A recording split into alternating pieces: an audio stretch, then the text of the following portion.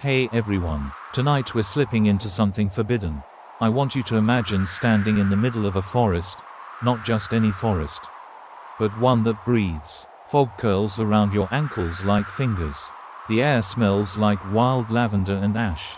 And somewhere between the trees, there's a girl no one should ever meet. But I did.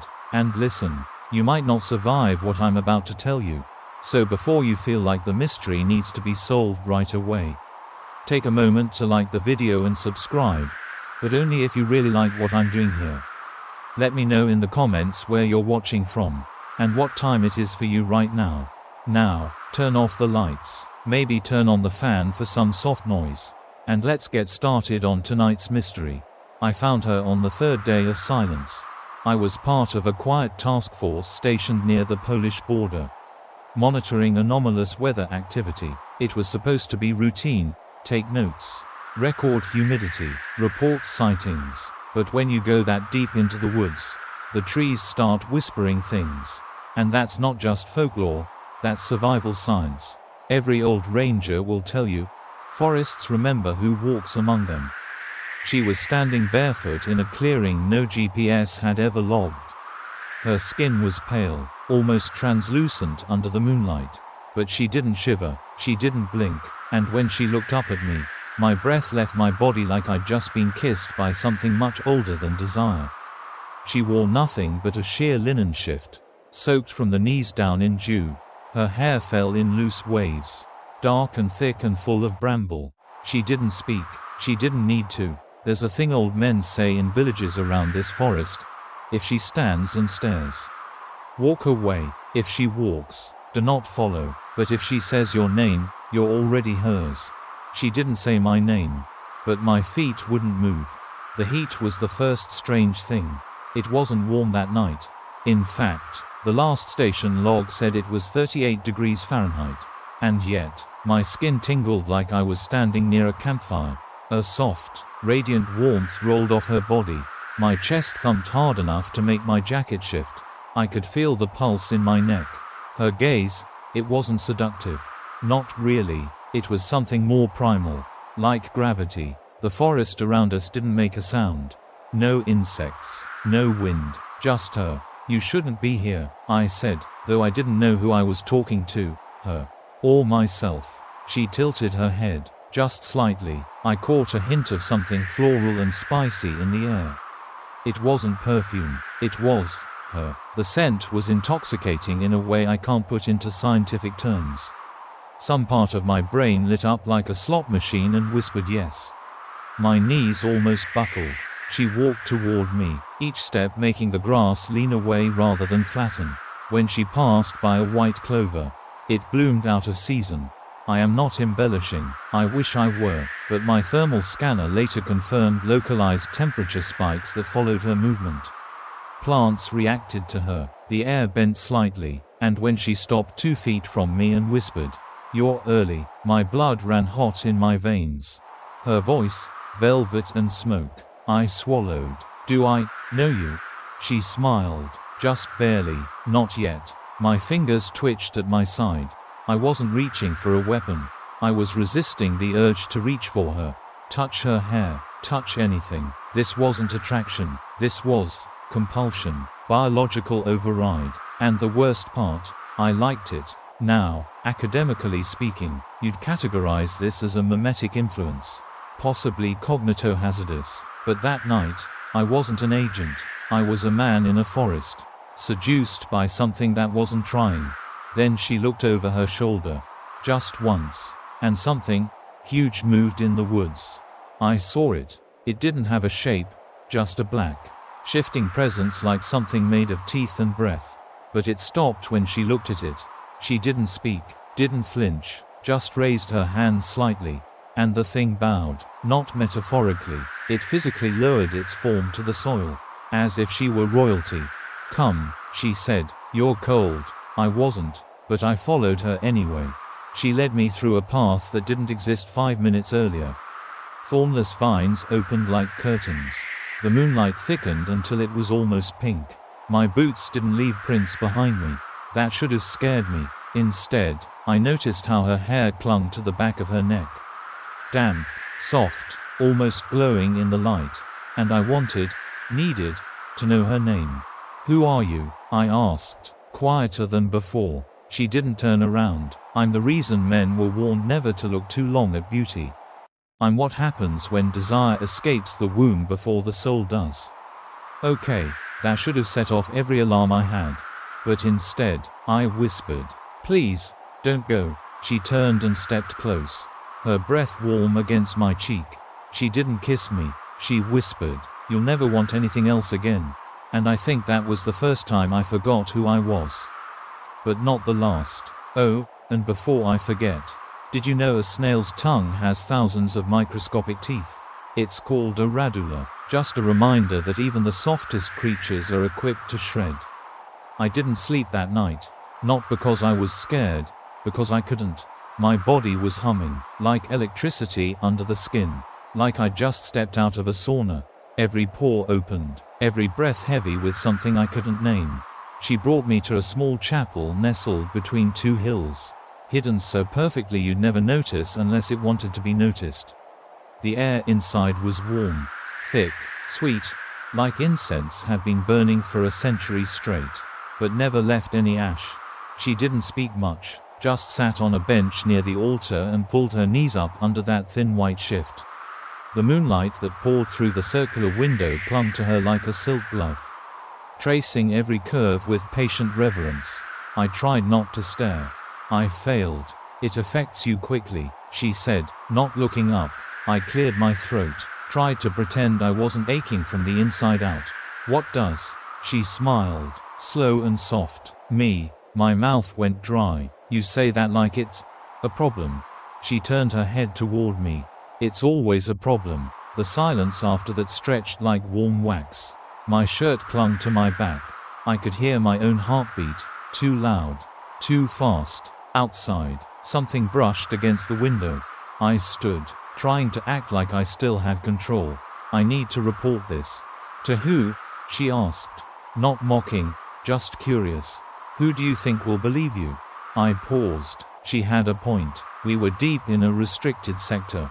Communications were jammed for safety testing. I was off-grid, alone, and I couldn't tell if I'd been seduced, bewitched, or just finally awakened. I sat back down. "Do you do this to everyone?" She laughed. "Just once. I don't do anything. You see what you want. You feel what your blood remembers." Then she looked at me. "It's not your fault, and it's not mine." The heat in that chapel, it wasn't metaphorical. My instruments later registered the temperature at a steady 106 degrees Fahrenheit. But I wasn't sweating. I was glowing. Old lore says some women are fire in human form. But that night, I learned something truer. Some fires are shaped like women. She walked toward me, slow, like honey being poured. Her eyes shimmered with something that didn't belong to this world. When she got close, I could smell it again, that dizzying blend of heat and roses. Old stone, and something sinfully holy. "You want to touch me?" she said, gently.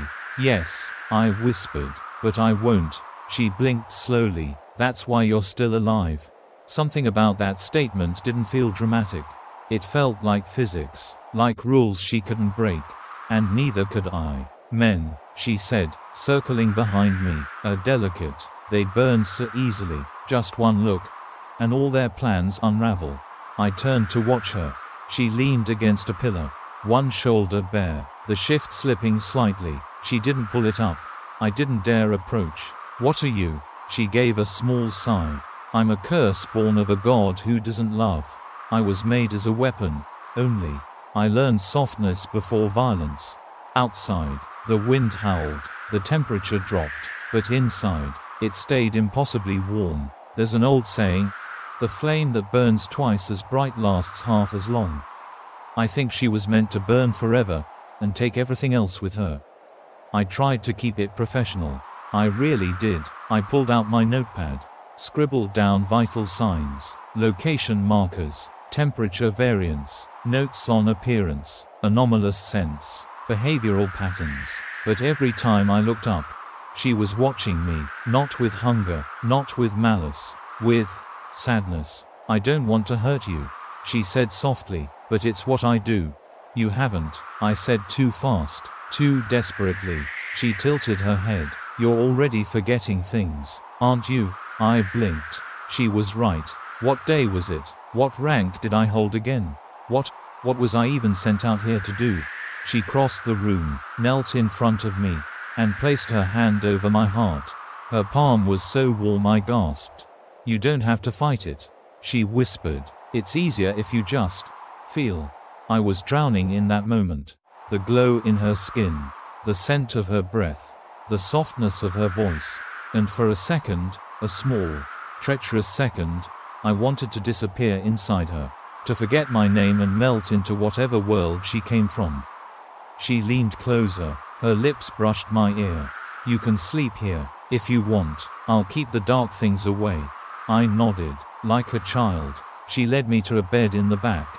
No frame, just velvet sheets, and a warm nest of cushions that smelled like her skin.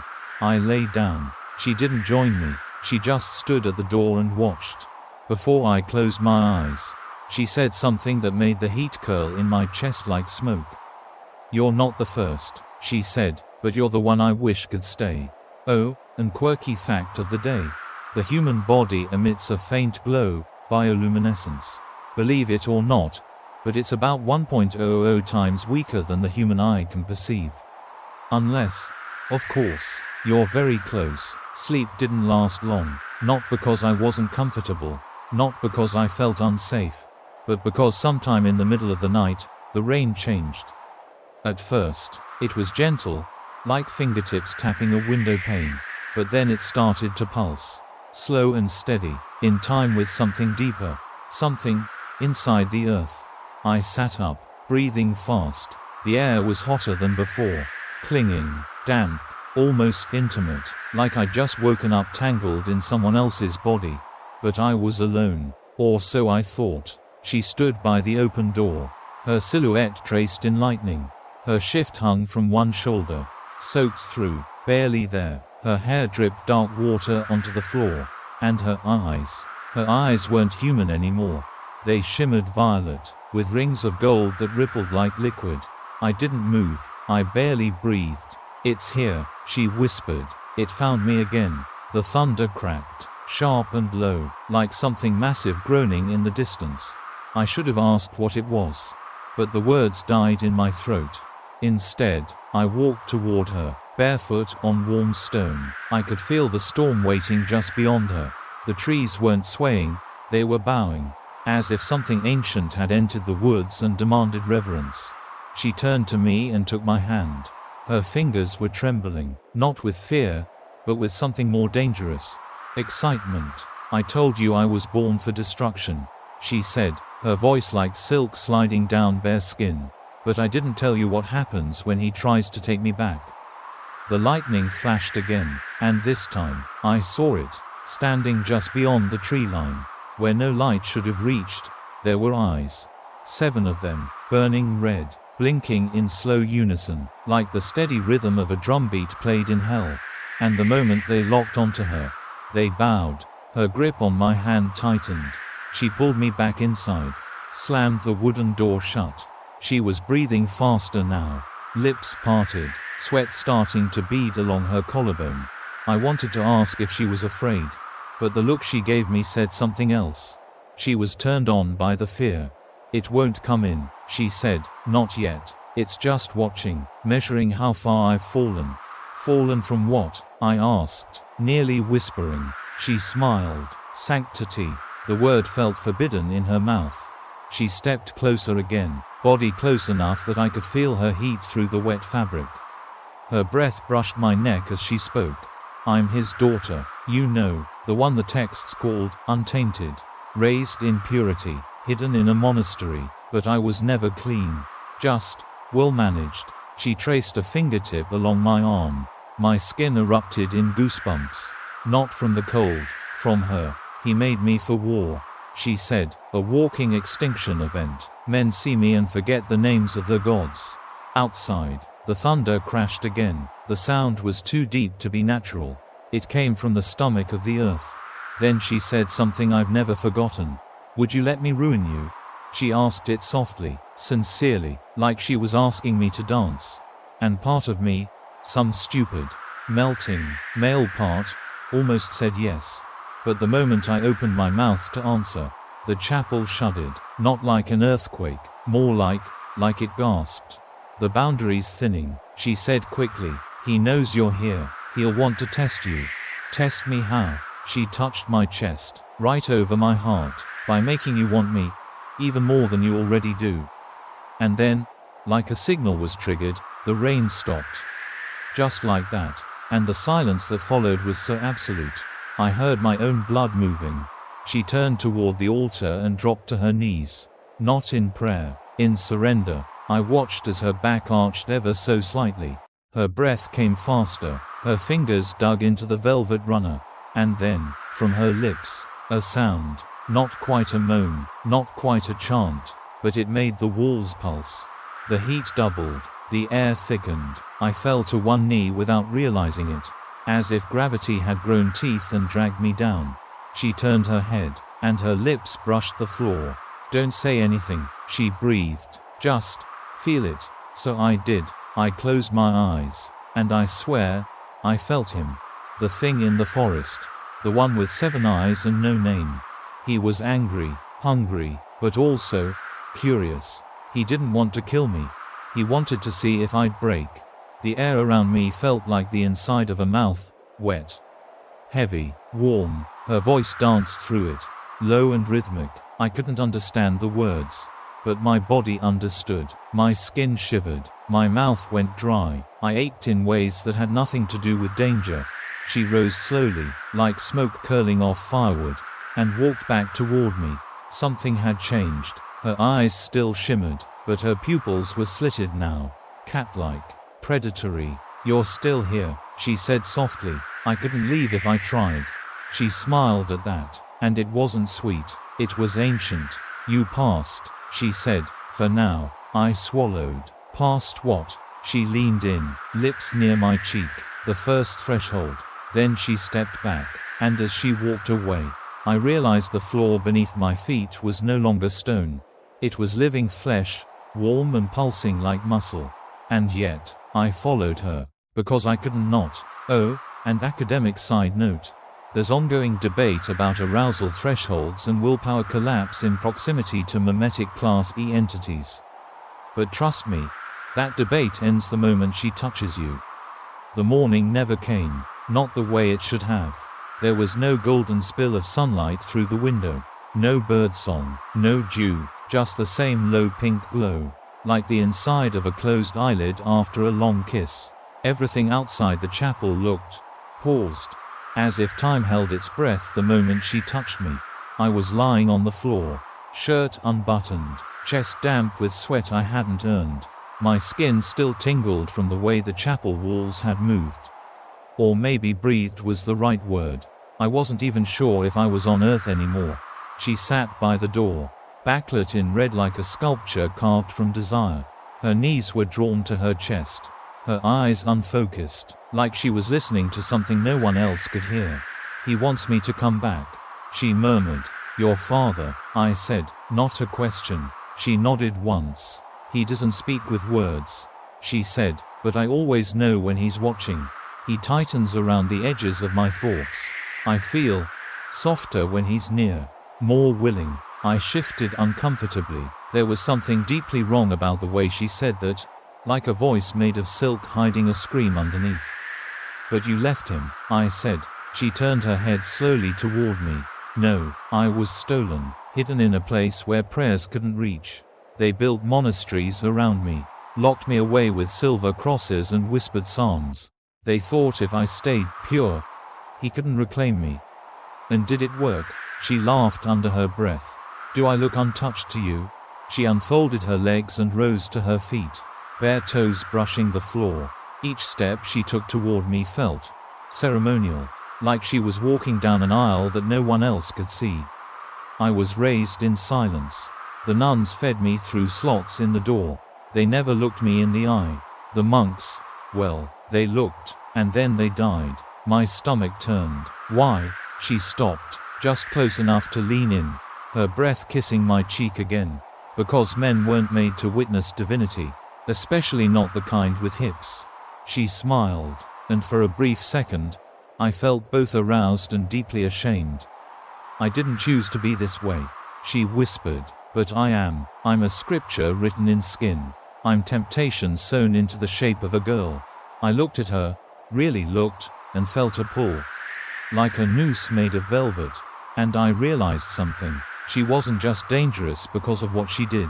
She was dangerous because she meant it. I need to understand, I said, almost pleading. Who is he? Your father? Her face darkened. A single tear rolled down her cheek, and when it hit the floor, the wood sizzled.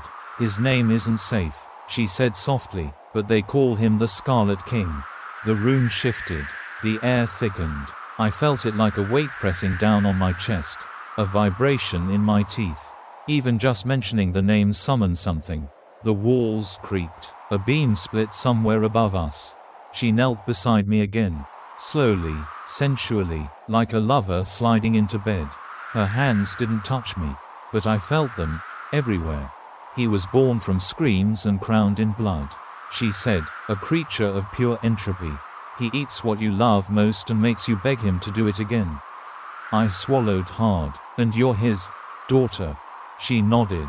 And yet, you're still human. She paused, then tilted her head. I used to be. The floor pulsed under us. Once. Just once. Enough to remind me that we weren't alone.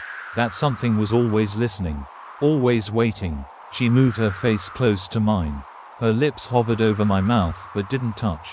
He made me to be worshipped, she said, and punished when I was. A paradox. Don't you think? That's abuse, I murmured. She smiled sadly. That's God. There's an old phrase, hell hath no fury like a woman scorned. But no one ever wrote about what happens when a goddess mourns. Suddenly, the air split with a sound like metal bending, wrongly. Not tearing, not snapping, bending. It came from the forest again. She stood quickly. Her shift clung to her thighs, revealing more than it hid. She pressed her palm to the wall and whispered a word I couldn't understand. The sound echoed in my bones. What did you just say? Her eyes glowed briefly. I asked him for time. I stood. You can talk to him. Bargain? She gave me a look that chilled me more than any threat. You don't bargain with the Scarlet King. You obey, or you burn. She walked to the altar again, lifted the velvet cloth. Underneath it was something wrapped in old parchment, bound with hair, human hair. She placed it in my hands. Hold this, she said. It will hide you from him. For now. I didn't want to. Every instinct told me not to. But I took it. It was warm, beating, alive. What is it? She didn't answer. She just looked out the door, to the trembling forest line, and whispered, he's coming closer. Oh, and weird little trivia fact.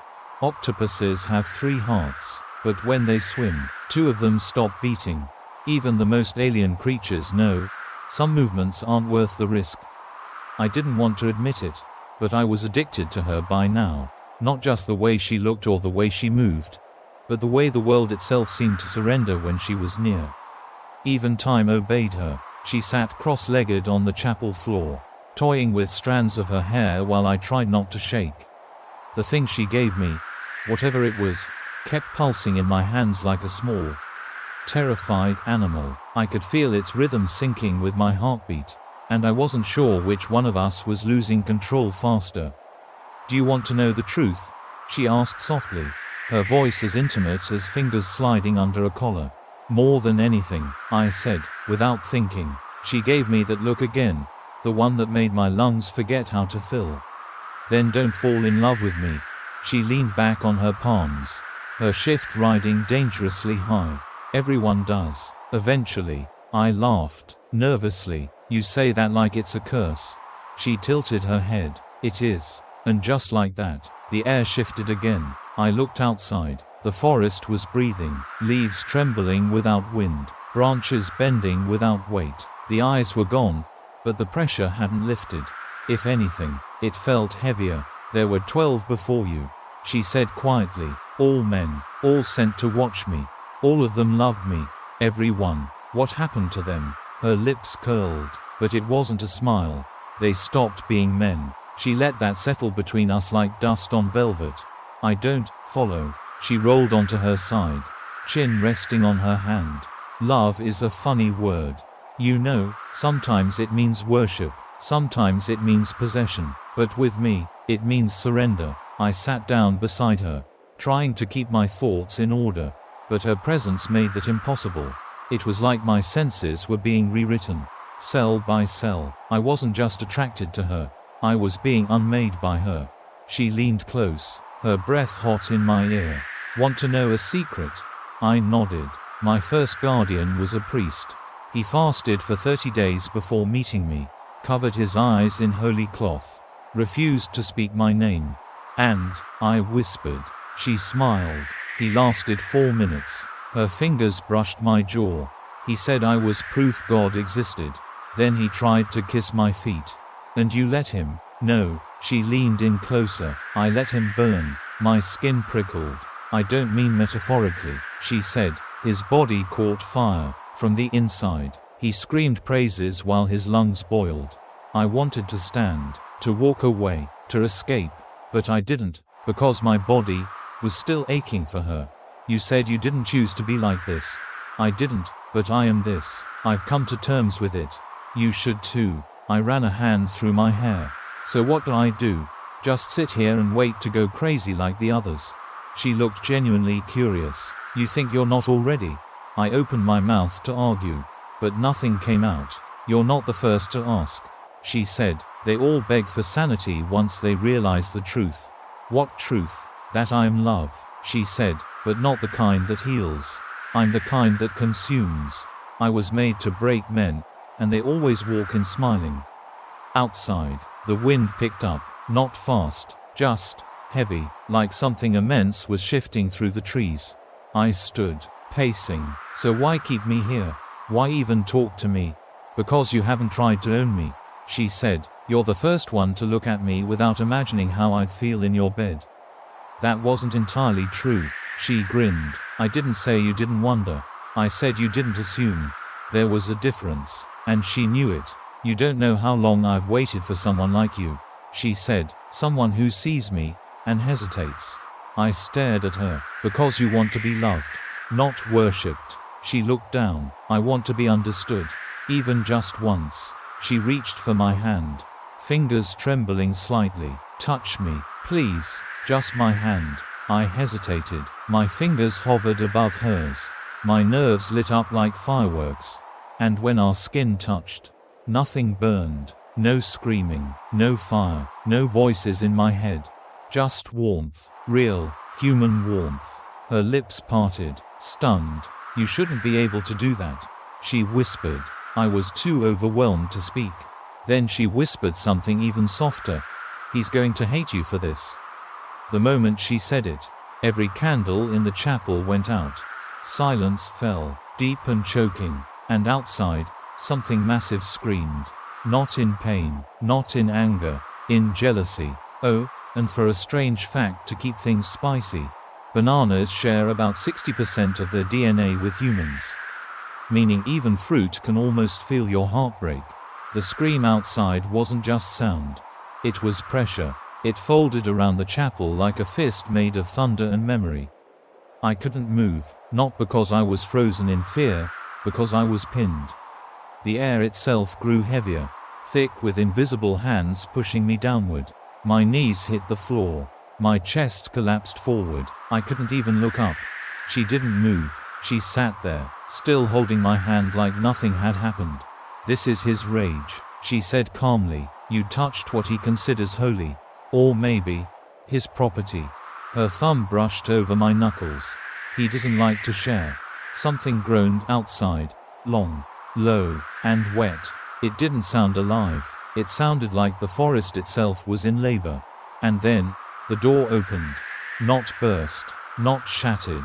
It just unlatched, slowly and deliberately, as if some unseen thing had turned the handle from the other side. A man stood in the doorway. Or what used to be a man. He was tall, too tall, gaunt like a famine survivor. His robes were soaked in blood and black oil. His eyes. God. His eyes weren't eyes anymore. They were holes. Still bleeding. He stepped into the chapel like it was home. She stood slowly and let go of my hand. "You're late," she said. The monk, if that's what he was, smiled. His teeth were long. "Too white. Too many. I walked for 14 years to find you," he rasped, voice as dry as dead leaves. "Every mile in prayer. Every blister kissed by fire. And still, you hide from him." "I don't hide," she said. "I resist." The monk fell to his knees. His bones cracked audibly as he moved, like something not meant to bend. "You were born to bring the end. My lady, why deny your father's will?" She crossed her arms. "Because it isn't mine." The monk began to sob, loud, broken, snot-filled sobs. "Do you know how beautiful your wrath will be? The oceans will boil just to catch a glimpse of it." I stepped between him. "Don't ask me why." Reflex. Madness. Lusty hero complex. The monk looked at me, finally noticing. His lip curled. "A man? You've taken a man into yourself." She didn't answer. He rose suddenly, his spine popping like kindling. "Do you know what that does to the prophecy?" "He hasn't taken anything," she said, too quickly. The monk's smile widened. "But he will. They always do. They see your softness and forget the scriptures. They think they can have you without consequence." His voice shifted, deeper, hungrier. "They can't." He took a step forward. I tried to block him. And then he screamed. Not like before. Not a tantrum or rage. This was personal. This was directed at me. I felt it like static in my spine. My nose bled instantly. My legs gave out. My vision flickered black and white. The girl moved then. Not quickly. Not angrily. Just decisively. She raised her hand and whispered something too soft to hear. The monk stopped screaming. He froze. And then, he fell to the floor in pieces.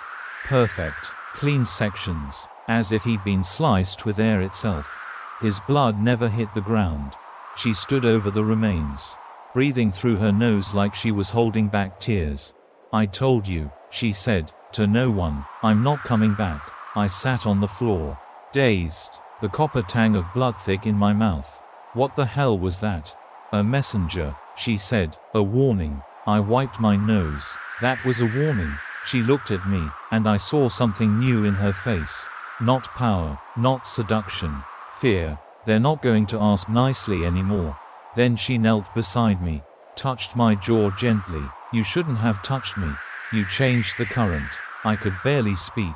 "What does that mean?" "It means," she said, her voice barely audible, "you matter now." I shook my head. "No, I'm no one. A junior field liaison. Temporary duty." She brushed my hair back. "Not anymore. Now you're bait." Outside, the rain started again, but it wasn't falling. It was rising, tiny droplets floating up from the soil like steam. Like the forest was bleeding upward. She stood, walked to the door, and looked out. "They're going to send more. Monks, agents, creatures you've never seen." "Why?" "Because you touched me, and I let you." We stood in silence. Then she said, quietly, almost with guilt, "You're my first." There's an old proverb that says, "The first cut is the deepest."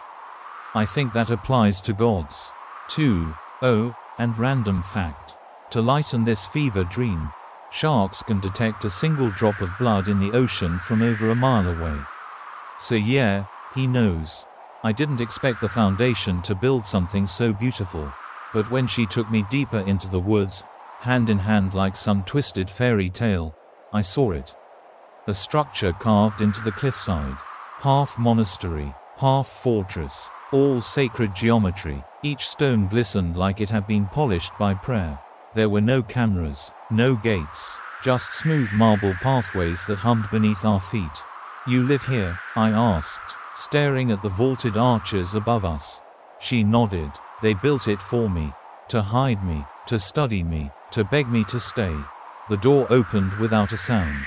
No keypads, no guards, just awareness. Everything inside was warm, lit from nowhere, quiet like a church after midnight.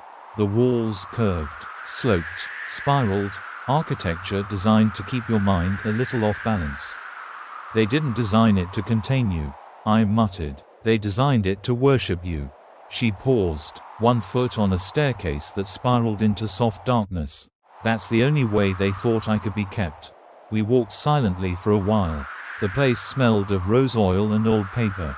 I passed rooms full of statues.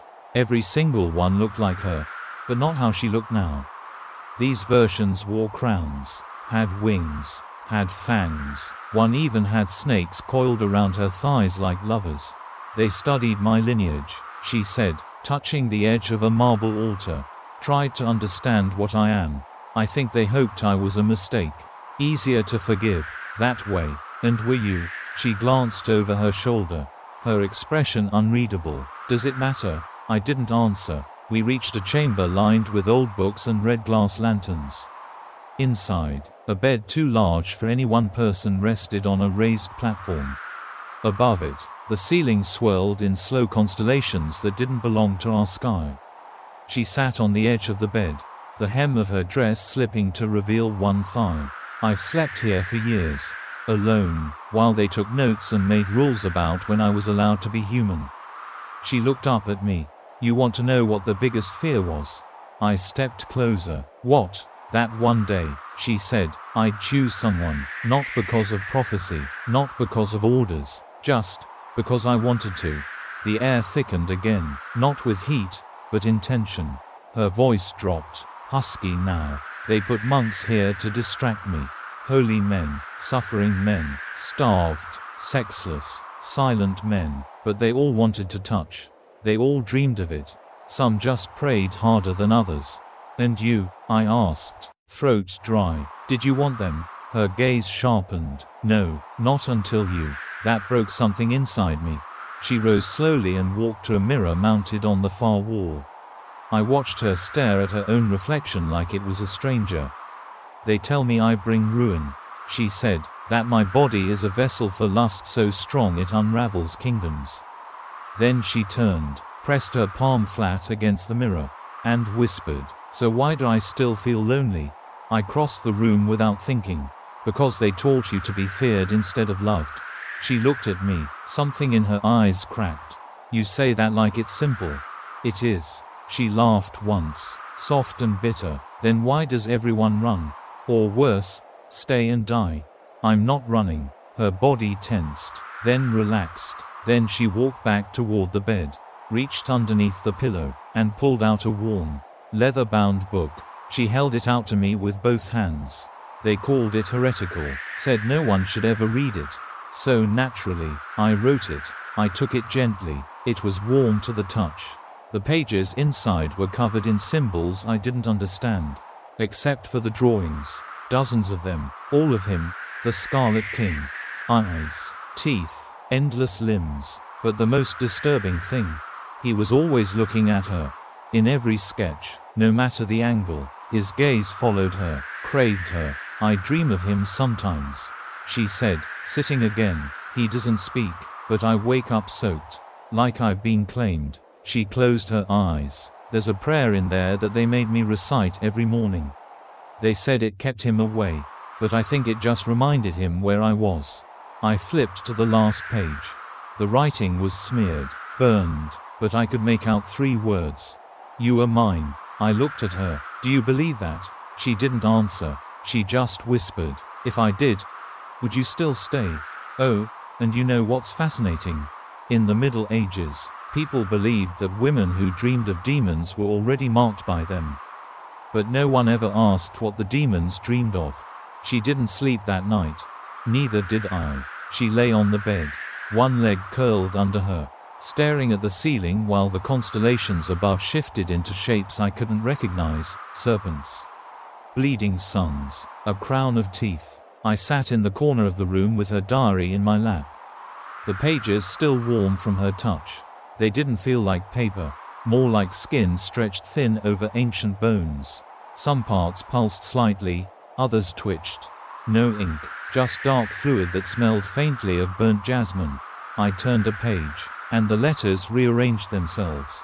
Not dramatically, just subtly, like they knew I was watching. What is this? I asked. She didn't look at me. It's not for you. But you gave it to me. A pause. I wanted you to feel what it's like to be haunted. I ran my fingers across the strange script. Symbols curled into mouths. Some hissed. One blinked. I swear it blinked. The next page showed a drawing, not of her this time, but of me, naked, kneeling, my hands bound by roots, my eyes blindfolded with what looked like a halo made of bone. I touched the corner of the page. It was warm, like the image had been recently alive. You drew me. I draw what I see when I close my eyes, she said, voice distant. Lately, that's been you. That should have felt flattering, but it didn't. It felt prophetic. The following pages were worse. A cathedral made of skin. A city where everyone had her face. A child with too many fingers holding a crown made of ribs. And in all of them, he stood just beyond the edge. The Scarlet King, the being she never said aloud but never stopped drawing. Always in pieces, never whole. Teeth here, hands there, a smile stitched across the horizon. I turned one more page. The drawing was simple. It was the chapel from before. But it was burning. I dreamed that last night. She whispered. You were screaming inside, but you didn't ask for help. You asked for more time. My mouth was dry. Time for what? Her voice dropped to a whisper. To love me. Before it ended. I closed the book and set it down gently. It hissed, softly, like a snake disturbed in sleep. She sat up, long hair falling around her shoulders like a veil. Her eyes found mine. There's a piece of me inside that book. A tether. If he ever loses track of me, he uses it to find his way back. You gave it to me, I said slowly. Why? She got up and crossed the floor. Each step seemed to bend the air around her. Not with power, with intention. When she stood in front of me, she took my hand and placed it against her chest, right over her heart. You needed to see what I carry, she said, what I fight every night just to be a girl and not an omen. Her heart was beating fast. Too fast. Or maybe, it was beating with mine. I don't want to destroy anyone, she whispered, but I was born to be adored. And men don't know how to love something without owning it. I tried to breathe, but the warmth from her skin was like a drug. Her pulse echoed in my wrist. She leaned closer. There's a passage in the book you shouldn't read. What happens if I do? You'll never see the world the same again. I stared at her lips. Then why include it? She smiled. Because I wanted to know if you'd resist. I didn't respond, but I already knew the answer. I wasn't going to resist. Not her, not the book, not whatever pulled me deeper into this sacred catastrophe. She pulled back slightly and whispered, if you read that passage, you'll dream with me, you'll see what I see. And if you still love me after that. Her eyes narrowed. He'll come for you, too. She turned and walked toward the open hallway, her body glowing faintly in the lantern light. And I made my mistake. I opened the book. I turned to the page she warned me about. It didn't look like the others. There were no drawings, just words, one sentence, written in a language I couldn't read, but understood. To touch the divine is to erase yourself from memory. The moment I read it, the lights went out. My name slipped from my mind. The floor vanished, and I fell into a dream that wasn't mine. I saw her, standing in a sea of red, naked, covered in ash. Her hands cradled something glowing, something pulsing. It was me, or what was left of me. Then a voice behind her said, "You finally chose." And she whispered, "He loved me without chains." Oh, and for tonight's oddball fact, there's a jellyfish, Turritopsis dohrnii, that scientists call immortal. It can revert its cells back to a younger state. But even that jellyfish can't escape memory.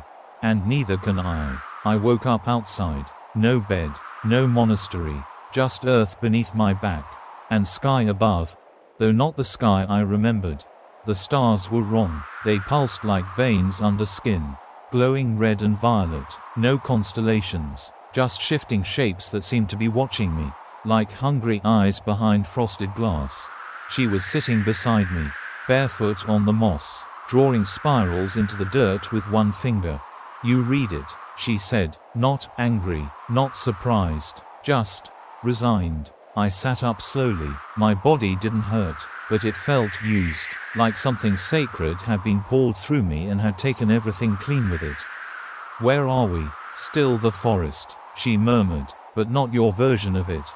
I looked around. Trees bent in impossible directions, some floating slightly above the ground, their roots twitching. The air tasted metallic, and I could hear something whispering beneath the soil, like hundreds of voices trying not to be heard. "I had a dream," I said. "No," she corrected, still tracing. "You had a vision." I looked at her. "You were holding me. Or a version of me." Her eyes met mine. "That's how I bury them. The ones I choose." I froze. "Bury them? Don't worry," she added quickly, as if it were a comfort. "You're still whole, for now." The wind picked up. No sound, just motion. The grass leaned away from her. "You said others came before me," I began. "Men." She nodded. "What happened to them?" She looked out into the shifting trees. "Some loved me until they vanished. Others tried to own me. They dissolved." I stared at her, like, literally. Her tone was soft. "There's a hunger in me that wants to be filled. But not with flesh, with devotion. Pure, ruinous, irreversible devotion. Most people can't survive that. It empties them, leaves only the shell." The ground beneath us pulsed. Faintly, I asked, "And those who do survive?" She looked at me for a long time. "They don't love me anymore. Not after what I show them." I didn't know what scared me more, the idea of dying in her arms, or the idea of surviving without wanting to hold her again. The silence deepened, not just quiet, absence. No birds, no insects. Even the wind stopped pretending to be natural. Then, from somewhere behind the trees, I heard a man scream. One word, guttural, desperate. "Please." She closed her eyes. Another one. She whispered. "They sent someone else." I stood. "We should help." She stood too, slow and reluctant. "You don't help people who enter this place. They chose to come, just like you." The scream came again, closer now. I moved toward it, instinct overriding reason. She grabbed my wrist. "I'm telling you," she said, voice low and urgent. "If you see what's happening to them, you'll never touch me the same way again." I stared at her. "I need to know," I said, "even if it ruins this." She let go, and I ran. I tore through the red-lit trees, branches reaching like hands, roots twisting to trip me. The scream grew louder, until it stopped. Abrupt, like something had bitten it off. And then I found him. A man, barely, kneeling in the moss, his eyes wide, lips trembling, but he wasn't alone. Around him, 6 more versions of himself stood in a perfect circle, each identical, naked, silent, motionless, their eyes weeping blood. I backed away. He looked at me, and I saw everything in his expression: fear, longing, madness, and worship. She showed me, he whispered. She let me see the real her. I thought I could take it. "What happened?" I asked. He laughed, a wet, broken laugh. "Now I see myself every time I close my eyes. And I still want her. Even knowing what she is. Even knowing she'll never be mine." His teeth cracked. His skin split like parchment. The others, the copies, moved closer. He screamed again, and then the ground opened. Just a little, just enough to take him. The others followed silently into the earth like obedient children returning to sleep. When I turned around, she was there. Waiting. "You warned me," I said. She nodded. "Why show me this?" "Because I wanted you to understand something." She stepped forward, slowly, her feet brushing moss that melted beneath her. "I didn't ask for this. I didn't build this cage. But I live in it. Every day." She placed her hand over my heart. "And I needed you to know what loving me actually costs." I looked at the spot where the man had disappeared. I didn't ask who he was. I already knew. He was like me. Too curious, too willing, too lost. And still, I whispered, "I'm not leaving." She trembled, just slightly, and then leaned in close. "You're not supposed to say that," she said, voice breaking. "Oh, and your creepy fact of the night. Octopus arms contain more neurons than the brains of some mammals. They can act independently, even after being severed." Some things just don't know how to let go. I thought I'd gotten used to the forest breathing. I hadn't. The moment we stepped back into the clearing, the air changed. It was subtle at first, like a shift in humidity or pressure, but then I saw it. The sky was bleeding, not metaphorically. It had torn open in one long, vertical gash, revealing something behind it, red and endless, like a wound that never clotted. And through that tear spilled not rain, but threads of light that wreathed like veins in water. She stopped in her tracks, and I saw her body stiffen. "He's close," she said. "How close?" She didn't answer, but the silence around us thickened, like we'd stepped into the breath between lightning and thunder. And then I heard it. A chant, low and pulsing, coming from the trees. Voices, dozens of them, maybe hundreds, men, women, all murmuring something I didn't understand, but somehow felt in my teeth. The sound vibrated through the soil, up my bones. "What are they saying?" "They're calling him," she whispered. "It's ritual season." I turned to her. "Ritual what?" "Every century or so, there's a convergence, a thinness in the fabric. They know it, they try to use it." "To do what?" She looked up at the gash in the sky. "To let him in." And that's when I noticed the trees, they were turning inward. Not like bending in the wind. No, their trunks were physically shifting, rotating, spiraling like they were being pulled into a whirlpool. The clearing became a bowl, and we were in its center. "What do we do?" "We don't run," she said. "It's too late for that." She took my hand again. And even now, it felt right. That burning softness, that scent of ruin. My skin remembered her before my heart could catch up. Then the first cultist stepped into the light. He was naked, painted from head to toe in symbols that glowed faintly under the red sky. His mouth was sewn shut, but his chest rose and fell with the rhythm of the chant. Another stepped in, then another, and another. Soon there were more than 20, standing in a perfect circle around us. "They think they're here to witness him," she said softly, "but they're really here to feed him." I gritted my teeth. "You mean sacrifices?" "No." She glanced at them. "Desire." The chanting grew louder. Her grip on my hand tightened. Then, suddenly, they all dropped to their knees and began to dig, not with shovels, not even with their hands. With their faces. They pressed foreheads to soil and pushed, twisting and grinding until their skin split. No screaming, just obedience. "They're planting themselves," she said, as if reading my mind. I stepped back. "This is insane." She nodded. "Yes, it's also real." The sky's gash widened, and then, from the bleeding seam above, something began to descend. Not quickly, not dramatically, just slowly. A tongue, long, red, textured like volcanic glass. It slid downward in a slow spiral, so massive it blotted out half the sky. Its surface shimmered with eyes, not blinking, just watching. I gasped. "Is that?" "Yes," she said.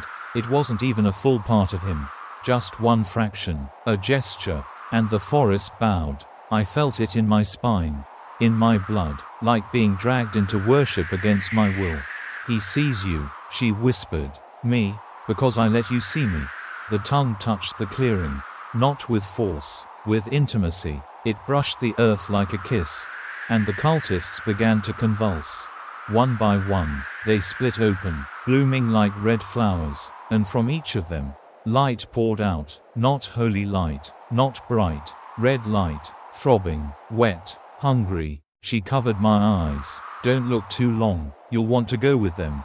I was trembling. "This is a massacre." She shook her head. "This is devotion. They don't feel pain, they feel consumed." The tongue lifted, slow and satisfied, and the gash in the sky, stitched shut.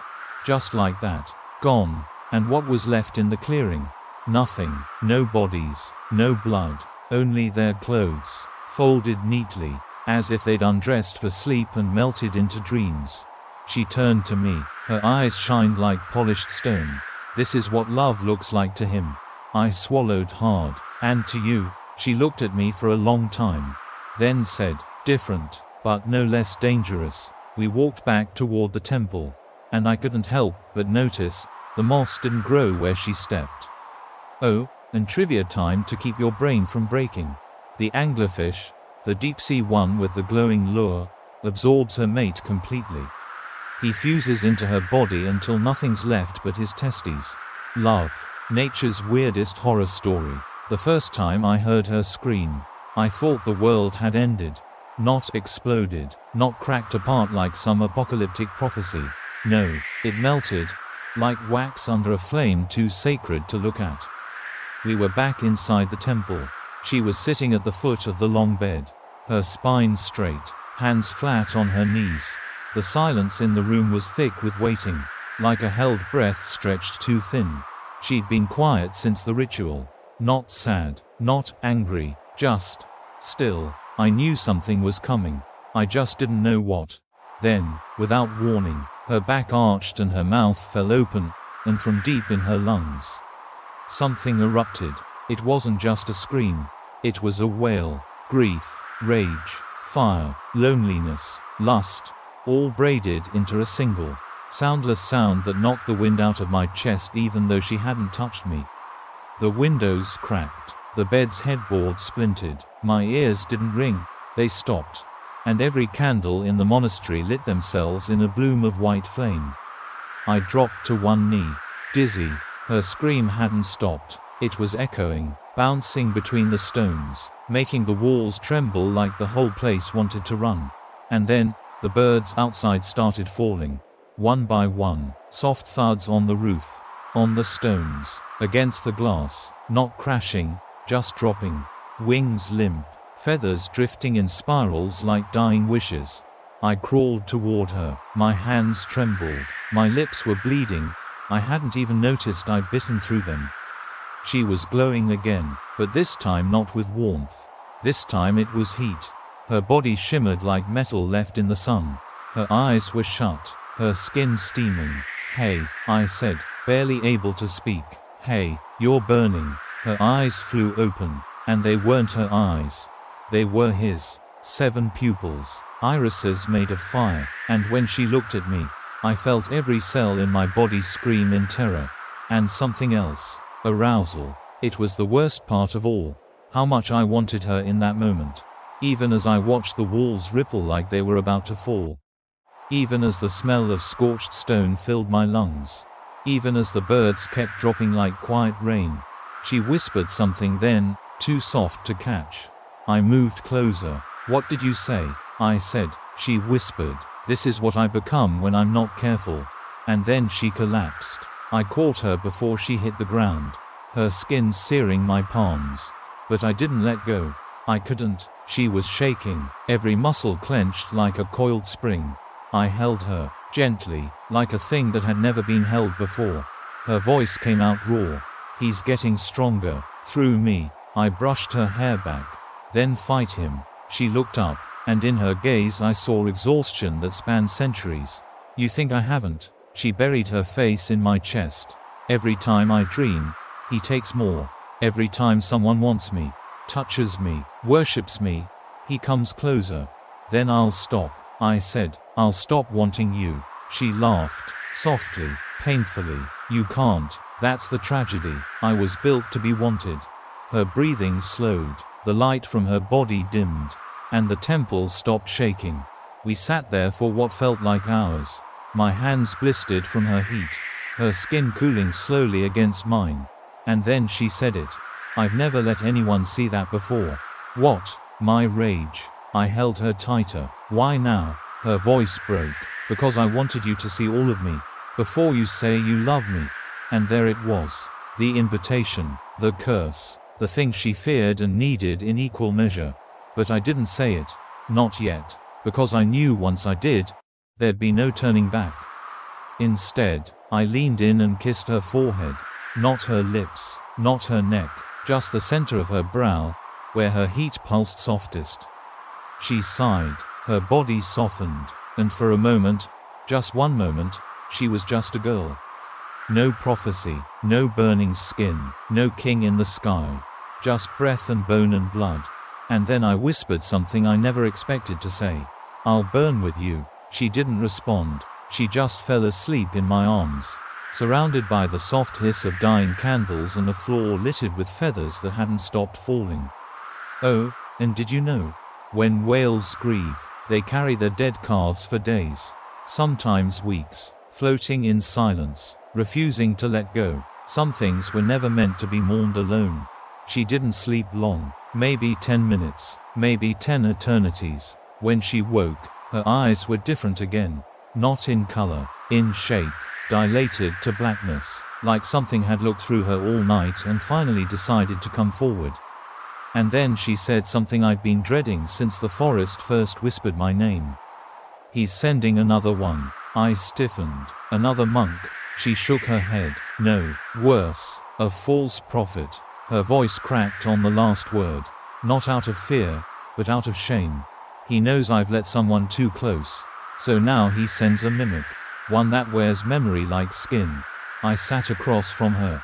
The room had cooled. My hands still throbbed from holding her. But I didn't regret it. I would have held fire for her. And I think she knew that. What is a false prophet? I asked. She looked away. It'll look like someone I trusted.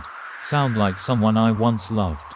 It'll be hollow, but convincing. Can you stop it? She laughed under her breath. No one stops prophecy. You only choose how much of it you want to survive. She walked to the mirror again, the same one she once pressed her palm against, and stared into it for a long time. Then she said, "He'll look like the first one I kissed." I didn't know what to say. So I said, "Did you love him?" She smiled without warmth. "He loved me, enough to beg for death when I left." Outside, the bells began to toll. There were no bells in this monastery. I didn't ask them to ring. She said, barely above a whisper, "He did." We walked the corridor in silence. The air had weight again. This time it wasn't heat. It was something sour, like copper and betrayal. When we reached the main hall, the doors were already open, and standing in the doorway was him. He looked ordinary, young, kind eyes, bare feet, loose white shirt. He looked like the kind of person who remembered birthdays and closed his eyes when he kissed. And she froze. I saw her hand twitch. Not with fear, with memory. "It's not real," I whispered to her. "I know." The man smiled. "Hello, my heart." I stepped between them. "Don't."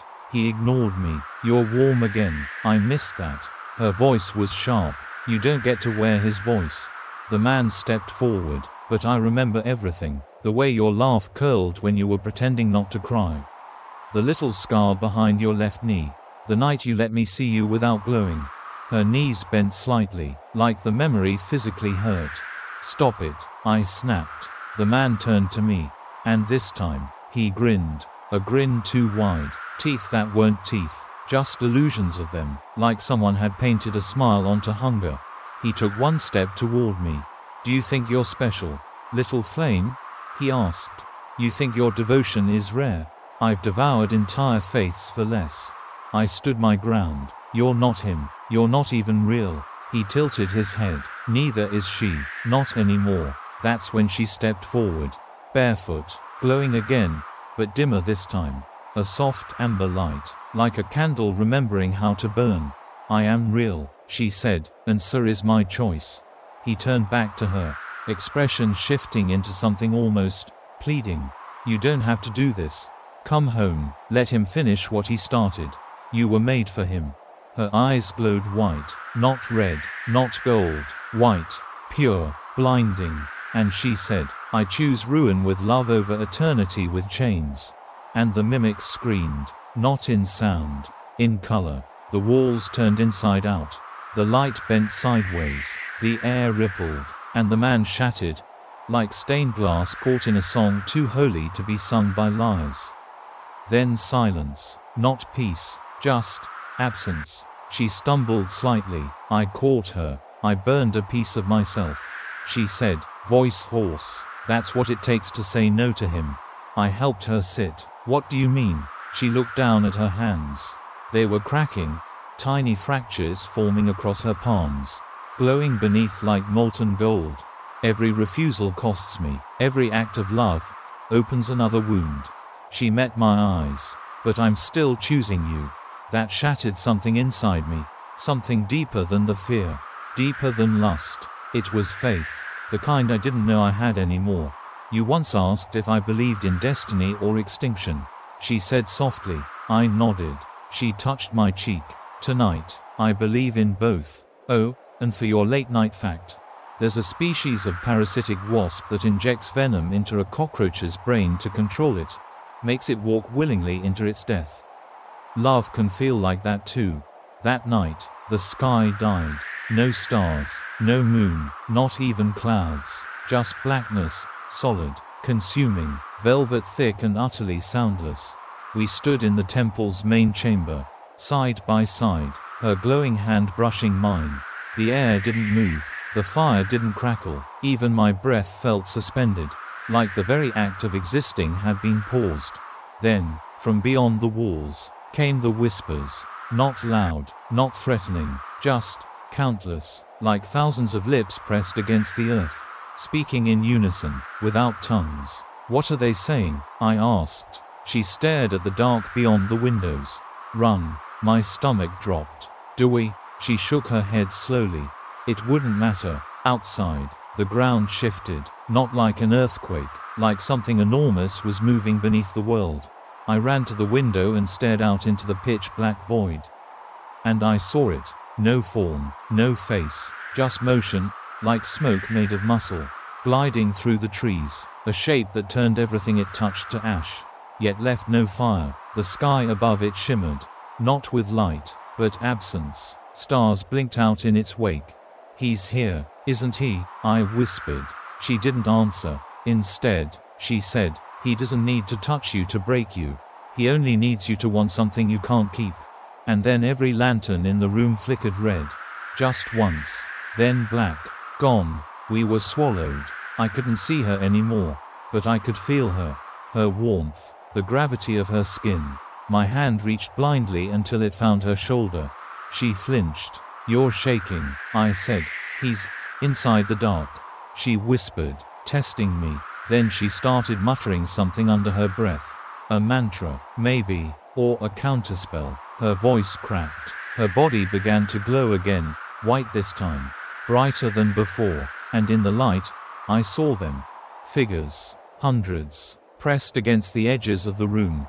Naked, blindfolded, kneeling, all identical, all me. I stumbled back. What the hell? They're not real, she said quickly, grabbing my arm. They're offerings, echoes, possible versions of you. Why do they all look like me?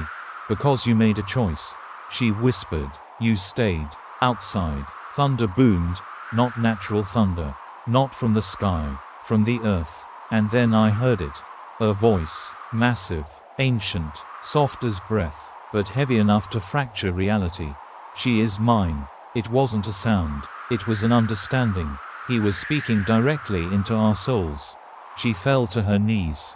Her back arched, her mouth opened, but no sound came out. Just light, streaming from her lips like smoke reversing through time. I dropped beside her, held her face. Fight him. I can't, she whispered. Not alone. I looked around. The copies of me had begun to move. Reaching out, slowly, worshipfully. What do I do? Want me, she said, eyes wide with pain. But not for yourself. What? Not lust, not possession, just want me to survive. I closed my eyes, and I pictured her laughing.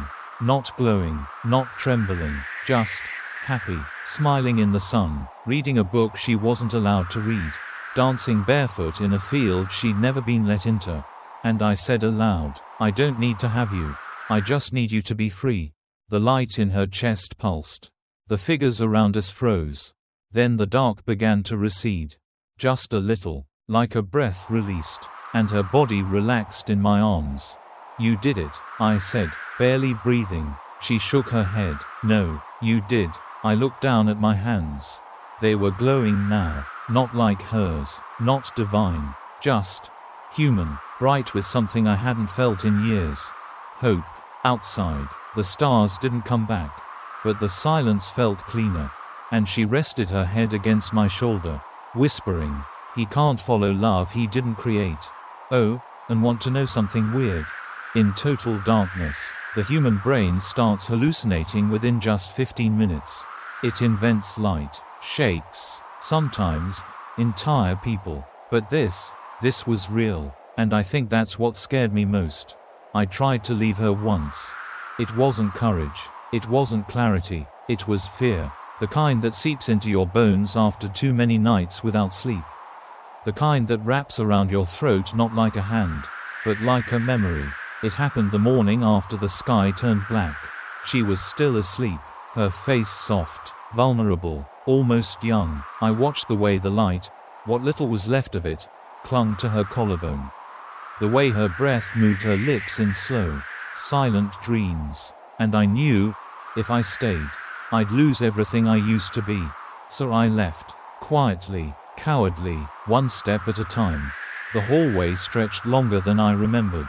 The candles wouldn't light. The doors didn't open right away. They judged me first. I passed rooms I didn't recognize.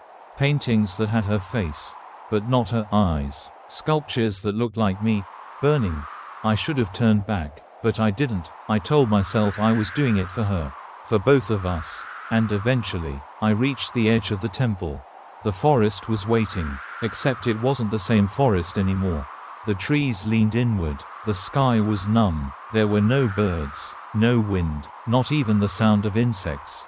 Just whispers, low and gentle. Leave her, she's not yours, she never was. I walked faster, my feet hit a trail I knew well, the one we'd taken that first night. Moss-covered stones, a twist in the path that always caught your step. I passed them all, but something was wrong. The trees began to blur. Not from speed, from sameness. No matter how far I walked, I passed the same stump, the same leaning birch, the same dead crow. I was in a loop.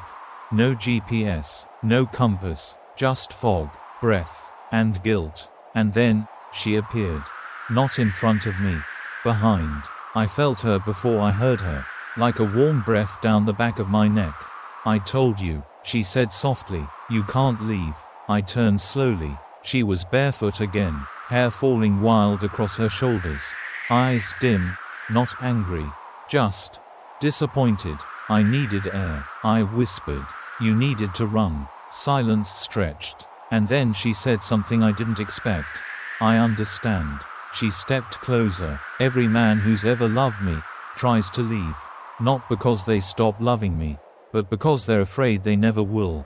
I looked down. I don't want to be one of them. She reached out and took my hand. No glow this time, just warmth. You already aren't, she said. You came back. I didn't, but you wanted to. She tilted her head, searching my face. I was born in a monastery, but I was raised in fear. She said, every day they told me I was a danger, that my body could ruin nations, that my smile could start wars. She paused, and you looked at me like I was more than that. I met her eyes. You are. She smiled, but it was sad. Then why do you still want to run? And that's when I admitted the truth. Because I'm starting to like the way this feels. Her breath caught. The hunger, I said, the darkness, the power in it. You were afraid I'd break. But I think I'm changing. She didn't answer right away. Then, gently, she touched my chest. Her hand pressed flat against my heart. It's not you that's changing, she whispered. It's the world around you, warping to your devotion. I shook my head. No, it's more than that. I can feel him in me. Her fingers tensed. He's reaching through you, she said, using your love to plant roots. Then stop me, I said, before I disappear. She stepped back. Her voice shook.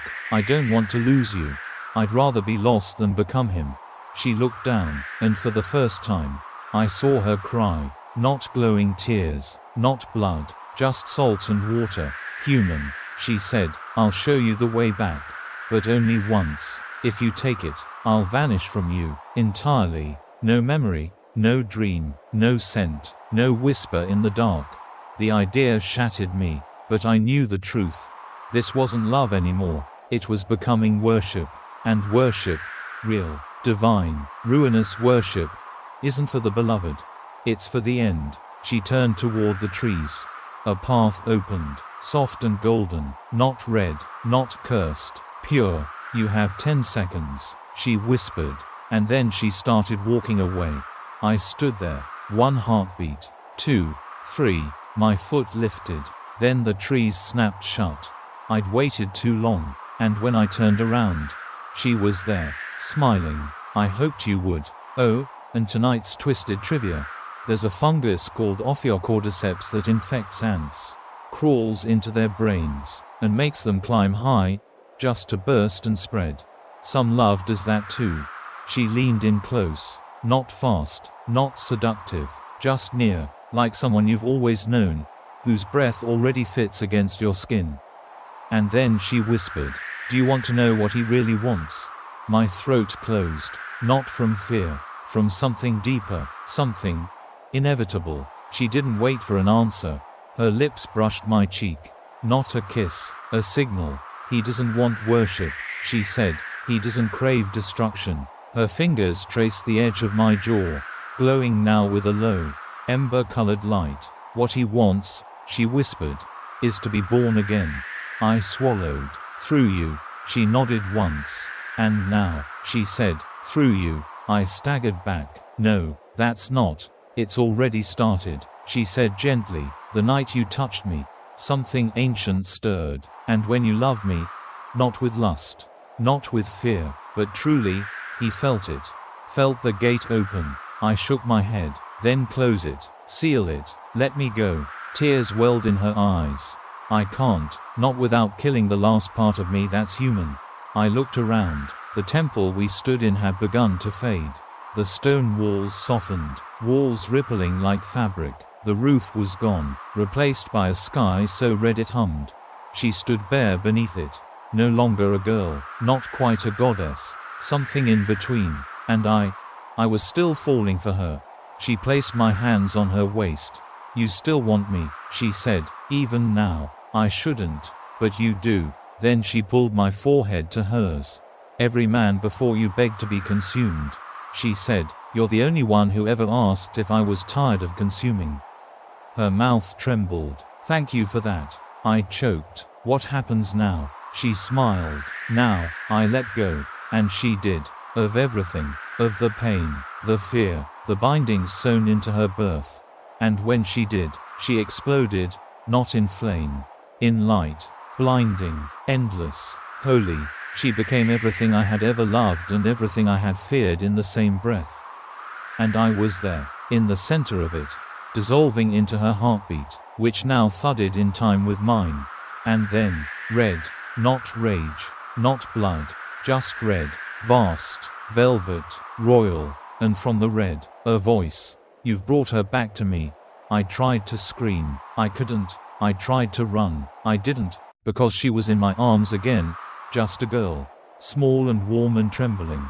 And she leaned in, brushed her lips against my ear, and whispered, "You will forget everything, except this moment." And then the world collapsed into silence. Not death, not sleep, just silence. And when I woke up, I was home, in my bed, no wounds, no fire, no blood on my hands.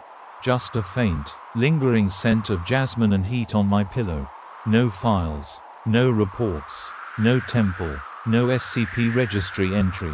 Nothing, except, sometimes, when I close my eyes, I see her walking barefoot through the forest, head tilted toward the sky, smiling at a god no one else dares to name. And I think I still love her. And maybe that's why I hear him whisper my name at night. Oh, and one last fact. Stars don't die in silence. They collapse, screaming gravity into themselves, until they become something else entirely. Just like she did. So now, as the final whispers fade and the last ember cools, I want you to take a long, deep breath. Let the weight of this story fall gently off your shoulders. Let it drift, like the last feather of a bird who forgot it once flew too close to fire. Maybe you don't remember all the details. Maybe you're not meant to. Because this wasn't a story built for remembering. It was made for feeling. For curling around your ribs and staying there. Like a half-finished prayer on the tip of your tongue. You met her. You walked with her. You burned with her. And in the quiet between heartbeats, maybe you understood, just for a second, what it means to love something that was never meant to be held. The girl in the woods. The daughter of the Scarlet King. She was born to destroy. But she longed only to be seen. Not worshipped, not feared, just known. And maybe that's the real tragedy. That even gods want someone to stay. If this story left you breathless, if it tangled in your chest and made your skin shiver just a little, then maybe it was meant for you. And if you're still here, still listening, still holding your breath with me, thank you. Now, go slowly, turn off your screen, let the shadows settle, and if you dream tonight, I hope it's of something soft. Maybe a touch, maybe a voice, maybe the faint glow of someone who once asked, would you still love me if it ended the world? Good night, sleep safe, and if she finds you in the dark, tell her you remember.